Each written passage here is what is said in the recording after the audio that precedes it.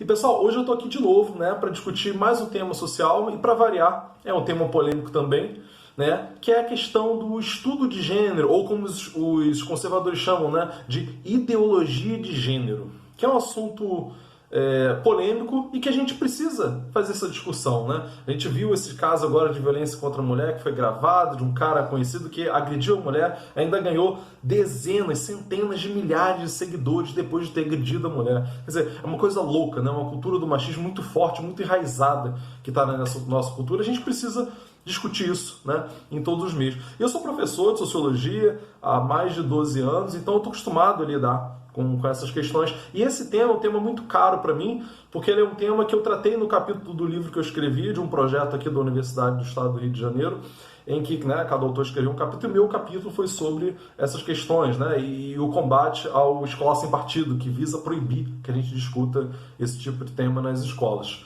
Bom, pessoal, os conservadores dizem o seguinte, que ao se estudar gênero nas escolas, ao se discutir essas temáticas, né, do papel do homem, do papel da mulher, da construção do que seria, né, o papel do homem e o papel da mulher, você estaria distorcendo os valores da sociedade, você estaria sexualizando os alunos, né, ao fazer essas discussões nas escolas. Ou seja, você estaria trazendo uma discussão de assuntos que seriam, na visão deles, assuntos que a família deveria fazer essa discussão, ou trazer discussões que seriam muito novas para os alunos, como se os alunos já não estivessem discutindo sobre as namoradas, os namorados, a menina que ficou, sexo. Eles falam disso o tempo inteiro. O adolescente está falando de questão de gênero, questões sexuais, o tempo inteiro. Isso é normal, né? Que o adolescente faça essa discussão. E quando a gente coloca isso, né, como eles colocam, por exemplo, de que é só a família que deve fazer essa discussão, né, não deve ser a escola. Gente, a maioria dos abusos acabam ocorrendo dentro das famílias, né? Então é importante que as escolas também façam essa discussão, aliás, as igrejas façam a discussão, que todos os meios da sociedade possível façam a discussão. E assim, queria começar dizendo um ponto que acho que é importante, que pessoal, a ideologia de gênero não existe. Esse termo não existe na sociologia, não existe na antropologia.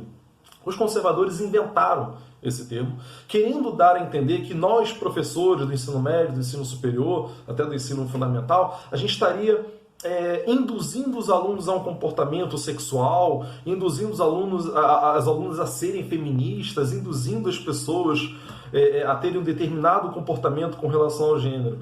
O que é uma grande besteira, pessoal. O que, na verdade, a gente está fazendo é uma discussão saudável nas escolas, com os alunos, nas universidades também, né, sobre o que é os papéis de gênero, como é que isso é construído, como é que é construída a ideia de masculino, a ideia de feminino.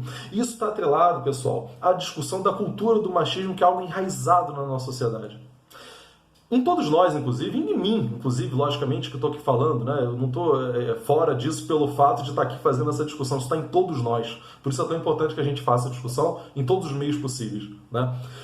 Então, isso é algo que está na sociedade como um todo, está na nossa vida. Esse caso, né, louco, absurdo de agressão, e o Brasil é um dos campeões mundiais de feminicídio, né? O Brasil é um dos países que mais mata mulheres no mundo por serem mulheres. Isso que é a diferença de feminicídio, né? Tem gente que não entende, que fala que toda vez que morre uma mulher agora, não sei o que, diz que é feminicídio. Não, gente, nunca acontece de homens serem mortos por serem homens, né? O feminicídio com uma mulher morta por ser mulher, e normalmente quem mata ela é o companheiro, quando termina uma relação, quando descobre que ela fez algo que ele não gosta, enfim.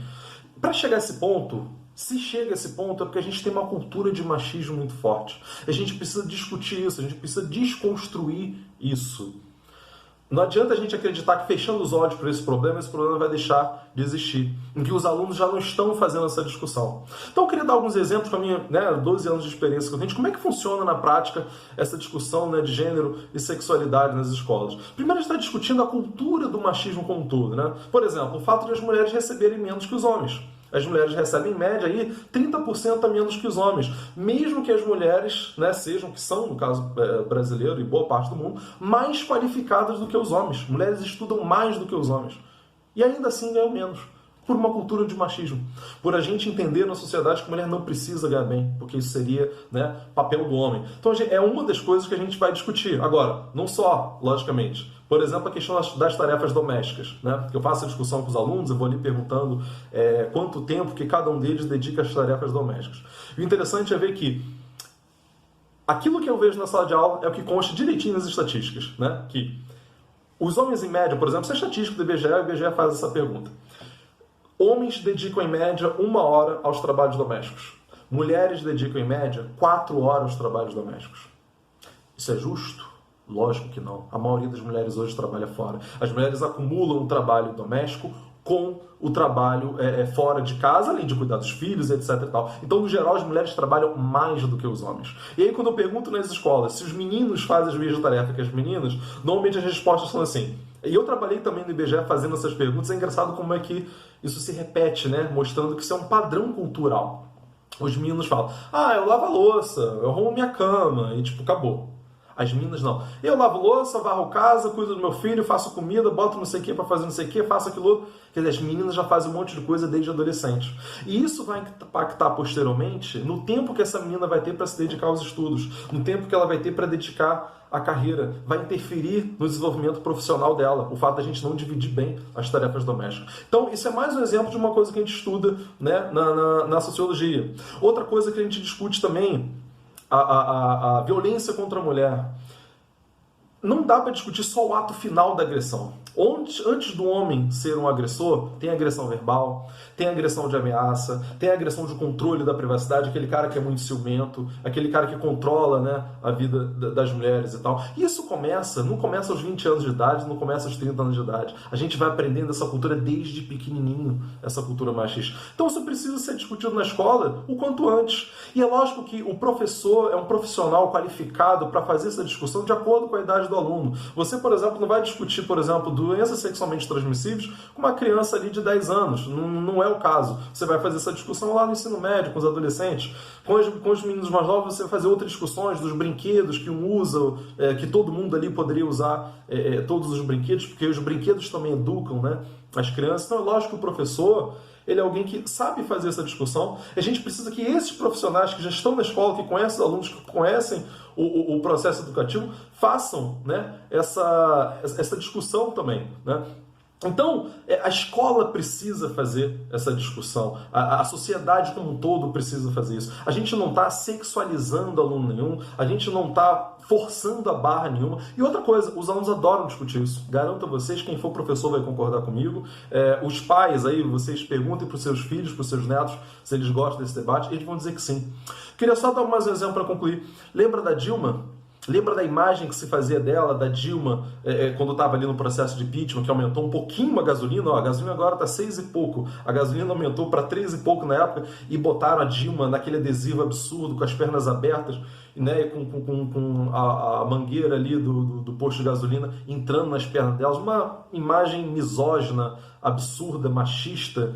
Quer dizer, para a gente chegar nesse extremo, você já tem uma cultura do machismo antes. Então a gente precisa discutir isso e precisa garantir que essas discussões sejam feitas na escola, porque sociologia e filosofia tem cada vez mais perdido tempo também, espaço para fazer essas discussões também com a reforma do ensino médio, que é outra coisa também importante discutir. Então, pessoal, não vamos cair nesse discurso conservador, que é um discurso muito falso, né, de dizer que os professores estão erotizando e sexualizando os alunos, fazendo uma discussão que é para ser feita com a família. Não, os professores estão fazendo um debate saudável e fundamental com os alunos, discutindo a nossa cultura do machismo, que é fundamental para evitar casos absurdos como esse que a gente teve de mais um, né, de violência contra a mulher, e acabou que o cara ganhou mais seguidores ainda.